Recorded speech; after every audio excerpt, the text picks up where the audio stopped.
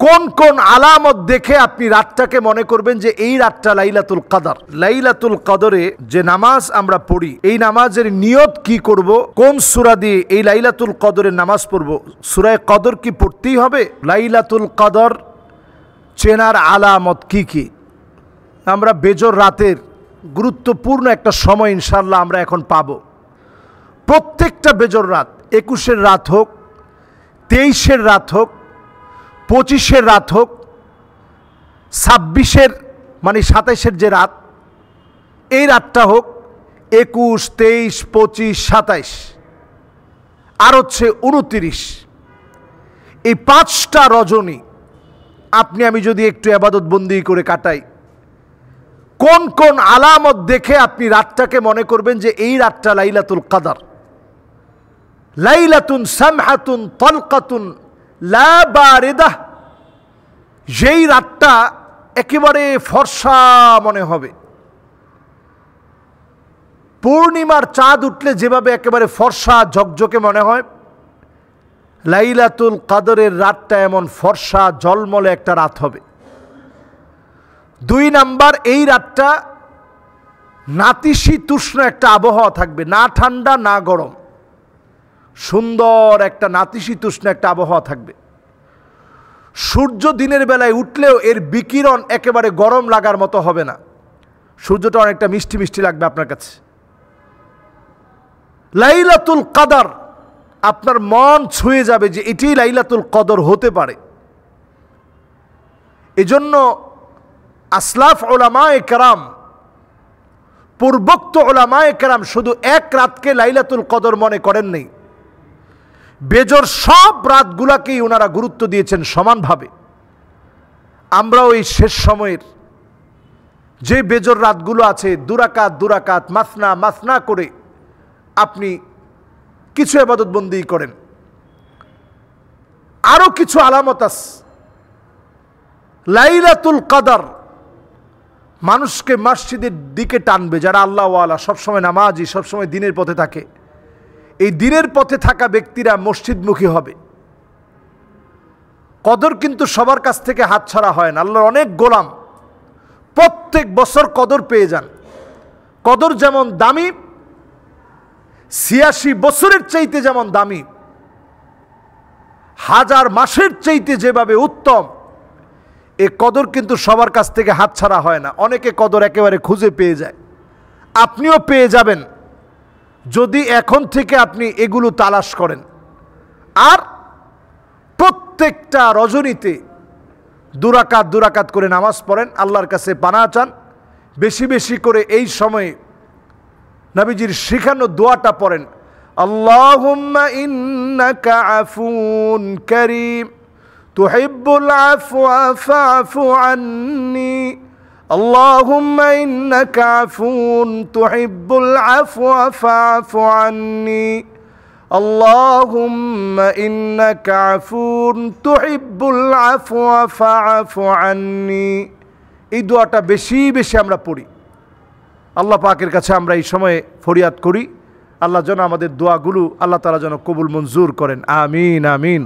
লাইলাতুল কদরে যে নামাজ আমরা পড়ি, এই নামাজের নিয়ত কি করব, কোন সূরা দিয়ে এই লাইলাতুল কদরের নামাজ পড়ব? সূরা কদর কি পড়তেই হবে?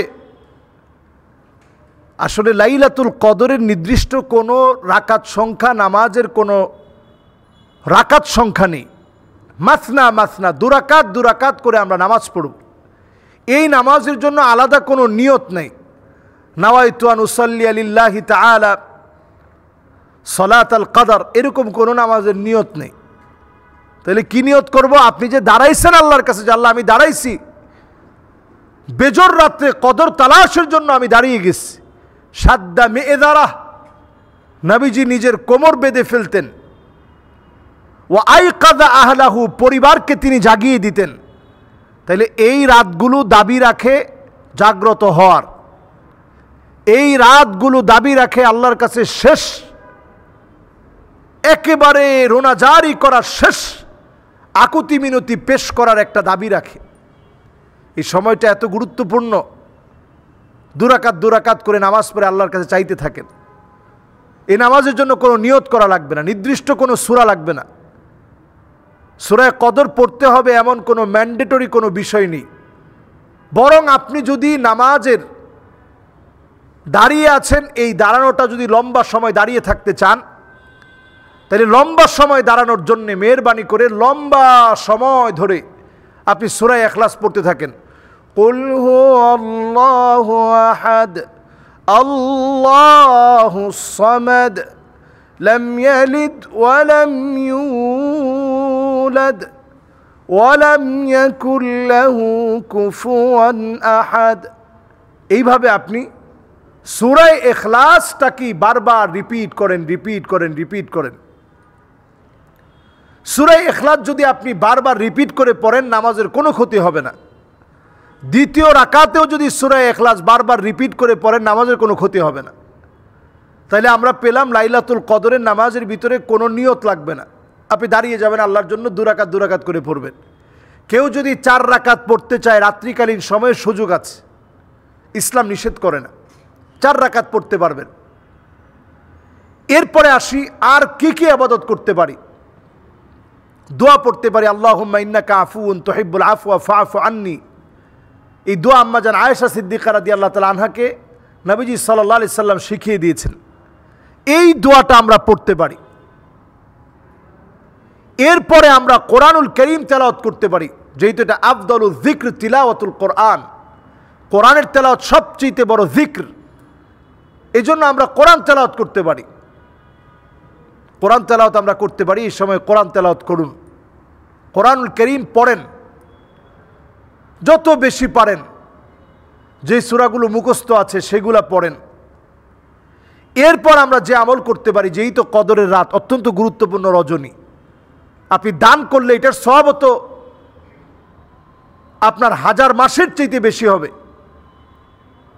1000 মাসের চাইতে বেশি হবে। যেই তো আপনি এই সময়ে অন্তত আপনি কিছু টাকা, যেটা আপনি যাকাতের জন্য রেখে দিয়েছিলেন, সাদাকাতুল ফিতরের জন্য রেখে দিয়েছেন, এগুলো আপনি লাইলাতুল কদরে অন্তত মানুষকে ইনশিওর করেন যে ভাই আপনার টাকাটা আমার কাছে আছে, হাদিয়াটা আপনাকে পৌঁছায় দিব, যাকাত দিব এটা বলতে হয় না মুখে, আপনার টাকাটা আপনাকে পৌঁছে দিব, এটা বলে আপনি তার জন্য আলাদা করে রাখেন, আপনি সওয়াবের অন্তর্ভুক্ত হবেন।